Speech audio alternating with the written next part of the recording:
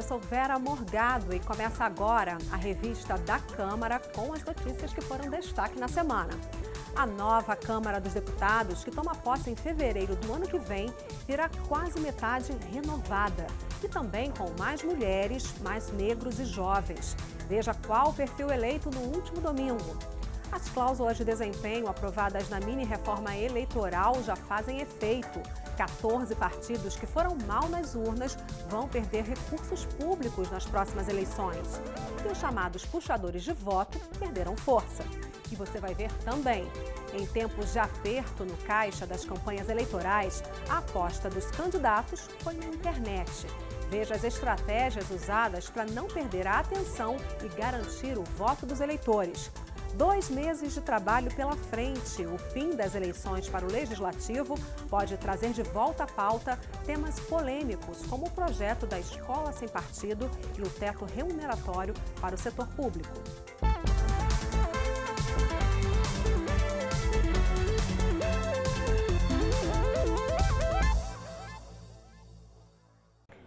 Pouco mais de um mês após a última sessão, o plenário da Câmara voltou a se reunir na semana que passou.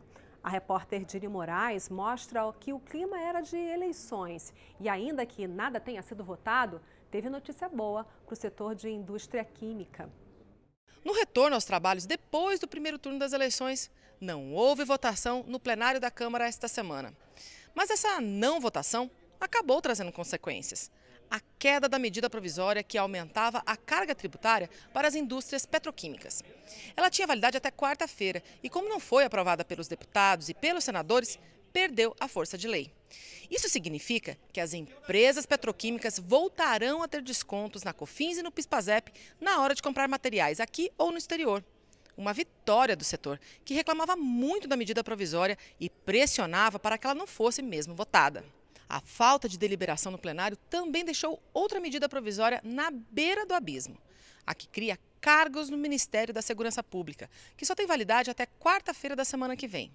Bom, fora do plenário, estão sendo feitas negociações entre as lideranças partidárias em busca de propostas que não sejam muito polêmicas, que possam ser votadas com acordo.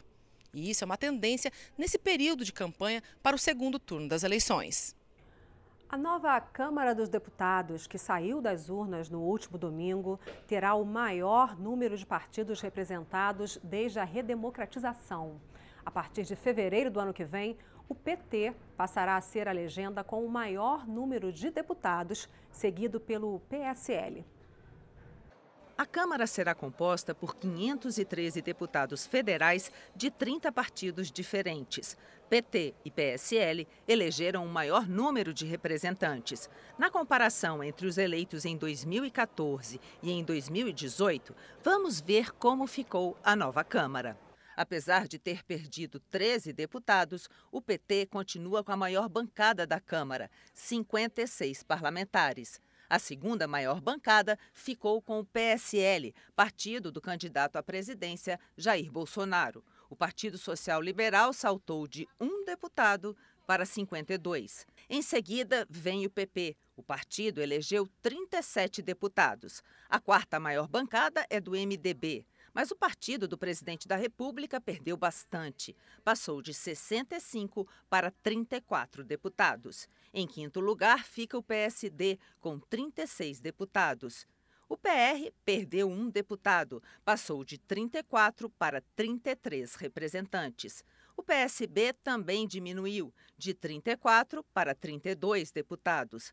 Já o PRB cresceu, passou de 21 para 30 representantes na Câmara. O DEM também elegeu mais representantes. O partido passou de uma bancada com 21 deputados para 29.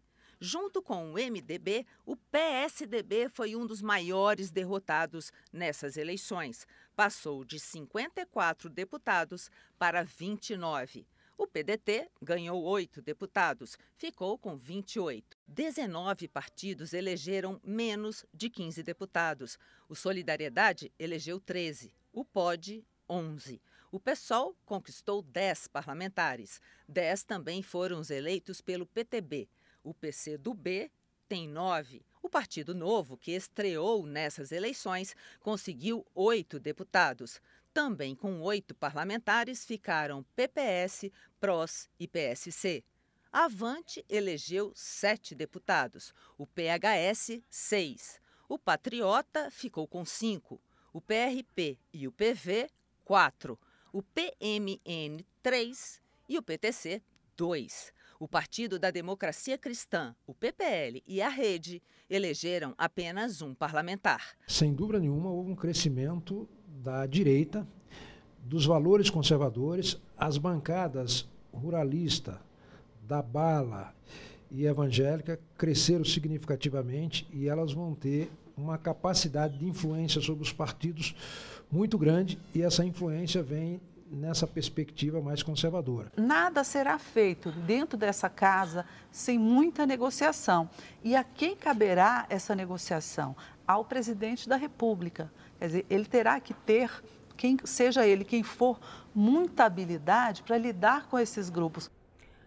Apurados os votos, venceu a Renovação e o índice chegou a surpreendentes 47,3%. Esse número expressivo de caras novas no parlamento não estava no radar da maioria dos analistas políticos, por causa das regras da mini-reforma eleitoral aprovada há 2 anos. A concorrência para ocupar um desses lugares na Câmara dos Deputados foi a mais acirrada dos últimos anos. Segundo dados do Tribunal Superior Eleitoral, mais de 8 mil candidatos concorreram a uma das 513 vagas em disputa. E as eleições desse ano registraram o maior percentual de renovação da Câmara desde 1998, 47,3%. De acordo com os dados da Secretaria-Geral da Mesa da Câmara dos Deputados, o número supera as médias de renovação do final da década de 90 para cá, que sempre oscilou entre 36% a 39%. É uma renovação muito significativa e que surpreende porque os parlamentares aprovaram uma legislação eleitoral com janela partidária, redução do tempo de campanha e fundo eleitoral, que criou condições para que os atuais detentores de mandato tivessem muita vantagem na disputa com quem não tem mandato. Portanto, a expectativa é de que a renovação seria menor do que efetivamente foi. Personalidades de internet e da televisão tiveram votação expressiva. Kim Kataguiri, do Democratas de São Paulo, é líder do movimento Brasil Livre. Ele ficou conhecido depois das manifestações de 2013 e em protestos a favor do impeachment de Dilma Rousseff. São Paulo também elegeu o ator Alexandre Frota, do PSL, que antes de entrar para a política participou de novelas e filmes. Entre as deputadas eleitas está a policial que ficou famosa por matar um ladrão em frente a uma escola em São Paulo este ano. Kátia Sastre foi eleita pelo PR. Há também outros tipos de perfil dos novos eleitos. Joênia Wapichana, da Rede de Roraima, vai ser a primeira mulher indígena a ocupar o cargo de deputada federal no país. Essa renovação também passa pela idade dos candidatos. 28 deputados vão começar a próxima legislatura com menos de 30 anos. A mais nova é a deputada Luísa Canziani, do PTB do Paraná, que tem 22 anos. Ela é estudante de Direito e filha do deputado Alex Canziani. Neste ano, por causa das mudanças no sistema eleitoral, o tempo de campanha e os recursos foram menores. Para este cientista político, a criatividade e a velocidade na troca de informações foram decisivos para o crescimento do índice de renovação da Câmara. Uma onda, em especial nas últimas 48 horas antes das eleições, feita especialmente via WhatsApp, não mídias sociais, não Twitter, Facebook, etc., tanto que os institutos de pesquisas não pegaram essa onda, né? E essa onda aí deu uma enorme renovação no Congresso, uma renovação que ela faz em 2 pontas. Ela coloca novos quadros políticos que rompem a barreira e são eleitos, e, por fim, ela destrói antigos quadros da política nacional. Além da primeira parlamentar indígena, outra novidade que saiu das urnas foi a maior representação de mulheres e negros aqui na Câmara. Mesmo assim, esses segmentos da sociedade ainda permanecem com pouca representação. Entre os deputados eleitos no último domingo, a grande maioria tem ensino superior completo, 415 do total de 513, o que representa 80,9% da composição da nova Câmara. 43 deputados eleitos têm ensino médio completo, percentual de 8,38% do total, e 37 deles têm ensino superior incompleto, o equivalente a 7,21%. O grau de instrução é semelhante ao dos eleitos no último pleito. A mais idosa entre os eleitos é a deputada reeleita Luísa Erundina, do PSOL de São Paulo, que tem 83 anos. Ao todo, 28 deputados eleitos têm menos de 30 anos. É o caso também de João Campos, de 24 anos, do PSB de Pernambuco, filho do ex-governador do estado, Eduardo Campos, morto durante a campanha para a presidência em 2014. Dos parlamentares que vão compor a nova legislatura, algumas profissões se destacam. A maioria se declarou político, entre deputados, senadores e vereadores. 51 deputados eleitos se declaram empresários. 39 advogados, 20 servidores públicos, 19 médicos, entre outras profissões. A Câmara, que tomará posse no próximo ano, terá uma representação um pouco maior de negros. Houve um crescimento de 5% do total de deputados que se declaram negros ou pardos em relação à eleição passada. Eles somam 125 do total de 513, ou seja, 20,27%. A grande maioria se declarou branca, 75%. 2 deputados eleitos se declaram amarelos e uma apenas é indígena. A bancada feminina também cresceu um pouco, passou de 51 deputadas nessa legislatura para 77 mulheres. O Distrito Federal foi quem mais elegeu mulheres proporcionalmente, 5 numa bancada de 8 deputados. Outros estados não elegeram deputadas. É o caso de Maranhão, Sergipe e Amazonas. O Congresso também aprovou novas regras para o financiamento de campanhas eleitorais e para a distribuição de recursos desse fundo. O dinheiro ficou curto e provocou mudanças na forma como as campanhas eram feitas. Os recursos para as campanhas dessa vez vieram do Fundo Público de Financiamento, de doações de pessoas físicas e das próprias economias dos candidatos. A internet foi usada para arrecadar dinheiro com as chamadas vaquinhas. As doações por essa modalidade aumentaram de pouco mais de R$1 milhão em 2014 para quase 8,5 milhões em 2018.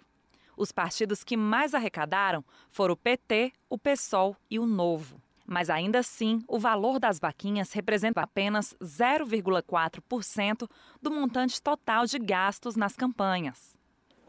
Para deputado federal, o valor máximo que o candidato podia doar para a sua própria campanha era o teto de gastos permitido para este cargo, R$ 2,5 milhões. Dos números apurados pelo TSE até o momento, a média de arrecadação pela campanha de um deputado eleito foi de R$ 937 mil. A esmagadora maioria dos recursos investidos nas campanhas, 86% do total, tem origem em doações dos próprios partidos. Em segundo lugar, vêm as doações de pessoas físicas, com 7%, seguidas pelos recursos dos próprios candidatos, que representam 4%.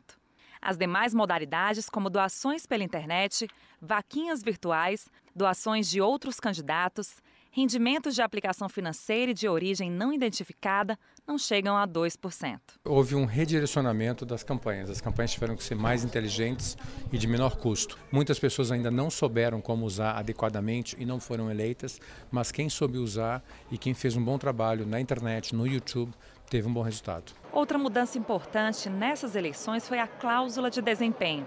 A partir de 2019, somente os partidos com no mínimo 9 deputados eleitos, ou 1,5% dos votos válidos para a Câmara, distribuído em pelo menos 9 estados, poderão receber recursos do fundo partidário. A estratégia dos partidos políticos, então, foi investir mais recursos na disputa ao cargo de deputado federal. Dados do TSE apontam que do total de R$1 bilhão e 700 milhões transferidos pelos partidos políticos aos candidatos até setembro, metade desse valor, 850 milhões de reais, foram destinados a candidatos a deputado federal. Esse valor é o dobro do que as legendas doaram em 2014, que foi cerca de 417 milhões de reais. há partidos em que destinam boa parte dos recursos para candidaturas proporcionais de deputados, né? Na medida em que o número de deputados influencia até no recebimento de recursos do fundo partidário e do fundo especial de campanha. E você vai ver daqui a pouco, aqui na revista da Câmara. Cláusula de desempenho dos partidos e cláusula de desempenho individual. Novidades que complicaram a vida dos chamados partidos de aluguel e dos puxadores de votos nestas eleições. 2 meses de trabalho pela frente. O fim das eleições para o Legislativo traz de volta à pauta propostas polêmicas, como o projeto da escola sem partido e o teto de supersalários para o setor público. Eu volto já.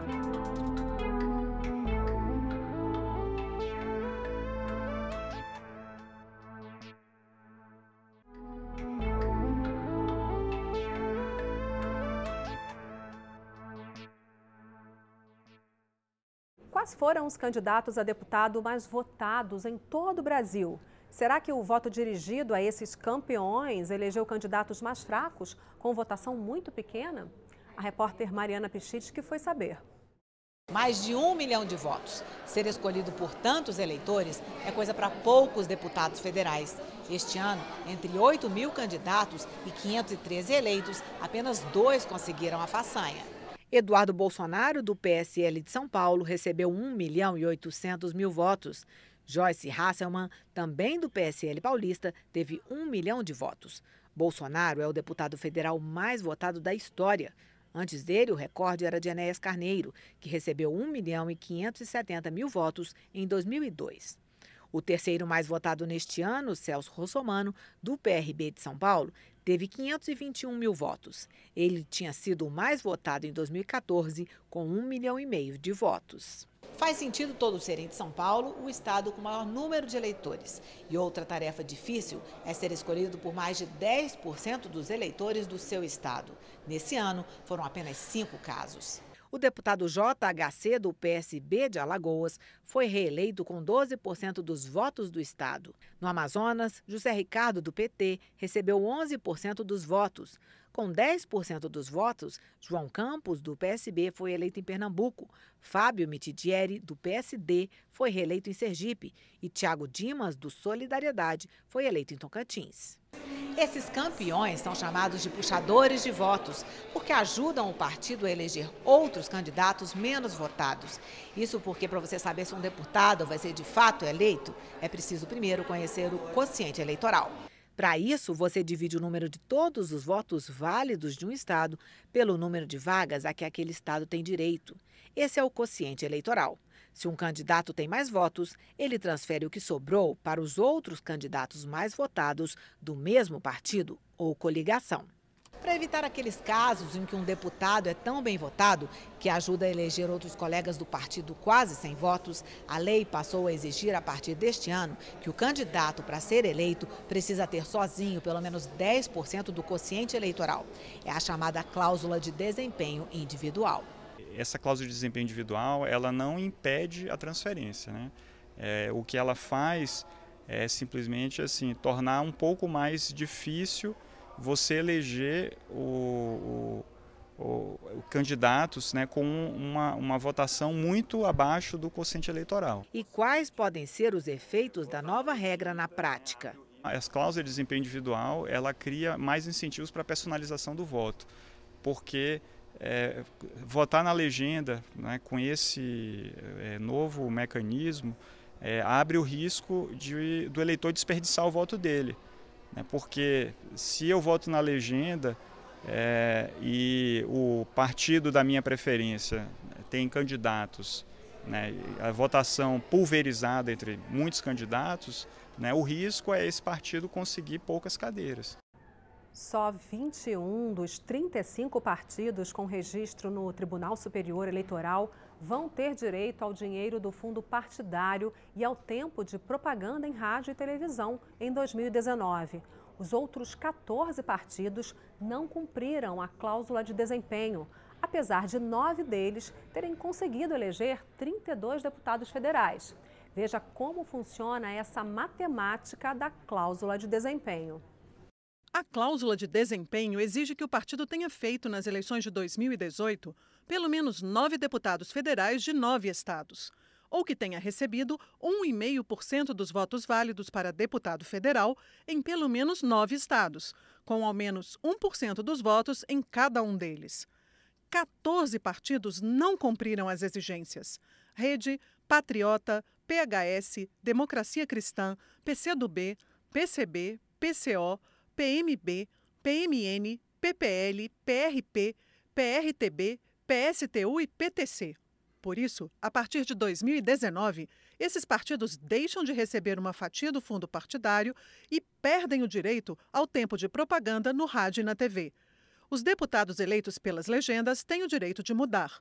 Embora existam hoje possibilidades outras de se comunicar com rede social, mas essa ausência de recurso e do acesso ao horário eleitoral vai fazer muita falta a esses partidos. Muitos deles certamente não sobreviverão, eles terão provavelmente fazer fusão com outros partidos para que possam, reunidos, atingir a cláusula de barreira e, portanto, ter acesso a esses recursos que são, na prática, recursos de poder. As exigências da cláusula de desempenho, criada pela Emenda Constitucional 97 de 2017, aumentam nas eleições de 2022, 2026 e 2030, até chegar a uma bancada mínima de 15 deputados federais de 9 estados ou 3% dos votos válidos para deputado federal em pelo menos 9 estados, com no mínimo 2% em cada. De acordo com a emenda 97, os deputados eleitos tomam posse e atuam mesmo que o partido não atinja a cláusula de desempenho. A partir de 2020, a emenda prevê o fim das coligações para eleições proporcionais, ou seja, para deputado federal, estadual e vereador. E estreou nas eleições de domingo passado a chamada cláusula de desempenho individual. A regra criada na mini-reforma eleitoral de 2015 foi para evitar que um candidato com muitos votos elegesse, junto com ele, outros candidatos com desempenho muito fraco nas urnas. 2 partidos fizeram menos deputados federais por conta da cláusula de desempenho. O Novo deixou de eleger um deputado federal no Rio Grande do Sul e o PSL perdeu 7 vagas do estado de São Paulo. Pela cláusula de desempenho individual, o candidato precisa receber uma votação equivalente a pelo menos 10% do quociente eleitoral do estado, independentemente da votação do conjunto do partido. Essa regra foi criada para evitar que os grandes puxadores de voto elejam candidatos que tenham um desempenho bem abaixo da média. O candidato mais votado no Rio Grande do Sul teve 349.855 votos. Sozinho, foi responsável por quase todos os votos do partido dele, o Novo, que poderia ter obtido 2 vagas de deputado federal, mas ficou com apenas uma. Nenhum outro candidato do partido atingiu o mínimo de 10% do quociente eleitoral, que no estado seriam 18.855 votos. O segundo mais votado do Novo teve 11.003 votos e deu lugar a um candidato de outro partido que recebeu 69.904 votos. No caso de São Paulo, o total de votos do PSL seria suficiente para eleger 17 deputados federais, mas somente 10 candidatos do partido atingiram 30.146 votos, que seria o mínimo exigido. Na opinião deste especialista, com a nova regra que vale para as eleições de deputado federal, estadual e vereador, a decisão do eleitor ficou mais difícil. Se antes eu votava em um candidato e esse voto poderia beneficiar outro candidato do mesmo partido, agora ele pode beneficiar outro candidato de qualquer partido. E eu efetivamente não sei onde o meu voto vai parar e quem eu vou eleger com esse voto. Os partidos também terão que repensar as estratégias. Muitos partidos já se adaptaram às regras para essa eleição, mas os matemáticos, os cientistas políticos dentro dos partidos têm que fazer um cálculo de como distribuir melhor os seus cabeças de chapa. Continua existindo a figura do puxador de voto, mas ela agora tem uma eficácia limitada. Controle de empresas aéreas por capital estrangeiro, cadastro positivo, teto para os supersalários do funcionalismo público. Encerradas as eleições, alguns desses temas estarão de volta ao debate legislativo. E ainda esse ano. Outro projeto polêmico é o Escola Sem Partido, que depois de muita repercussão, acabou não sendo votado até agora. Um dos assuntos mais polêmicos do primeiro semestre foi o projeto chamado de Escola Sem Partido. Pela proposta, professores ficam proibidos de dar opinião sobre qualquer corrente ideológica, religiosa ou partidária. Devido à reação de alguns partidos contrários ao projeto, a proposta acabou não sendo votada e agora poderá voltar à pauta no segundo semestre. O deputado Flavinho é o relator. Ele garante que o Escola Sem Partido será votado ainda este ano. O parlamentar defendeu que a proposta combate a doutrinação feita dentro das salas de aula. A liberdade de expressão do professor, ela não tem que ser usada dentro da sala de aula, porque ele é um servidor público, ele tem que se limitar ao currículo escolar. A opinião dele, a liberdade de expressão, ele vai fazer na sua rede social, no seu convívio social. Agora, dentro da sala de aula, ele tem que manter o seu profissionalismo e se ater à matéria que vai ser trabalhada ali. Já o deputado Glauber Braga afirmou que o Escola Sem Partido deveria ser chamado de Lei da Mordaça, uma vez que impede os professores de fazerem análises críticas sobre temas da história e da atualidade. Ela é absurda. Eu quero ver quem são os deputados que querem ficar carimbados como aqueles que querem criminalizar professores e profissionais de educação. Esse projeto cria tribunais pedagógicos. É para levar medo e tirar a reflexão crítica das unidades escolares. A gente não pode permitir que isso aconteça. Uma comissão especial da Câmara analisa projeto de lei que regulamenta o teto de remuneração dos servidores públicos. O objetivo é reduzir os valores que ultrapassem esse limite. De acordo com a Constituição, o teto para o salário do funcionalismo público é o subsídio pago aos ministros do Supremo Tribunal Federal, que atualmente está em R$ 33.763. Com o aumento previsto para o próximo ano, esse valor subirá para R$ 39.293.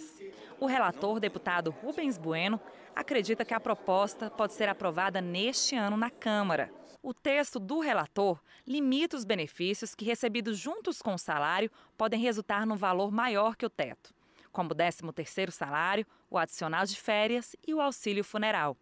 A soma do salário e do auxílio moradia também poderá ultrapassar o teto, mas até o limite de 12 meses depois da mudança do agente público para uma nova localidade. O relator diz que o corte de privilégios pode trazer economia para o país. Somando auxílio moradia, somando as férias de 60 dias, nós teremos uma economia de 2 bilhões e 300 milhões de reais. Existe uma discussão ainda no Supremo, eu acho que essa discussão tem que ser esgotada no Supremo. O ministro Fux é o relator, então eu quero crer que, pacificado no Supremo, aí poderia avançar aqui. Eu fico por aqui, mas você pode rever a revista da Câmara na nossa programação, também pela internet. O endereço é youtube.com/Câmara dos Deputados Oficial. Tchau!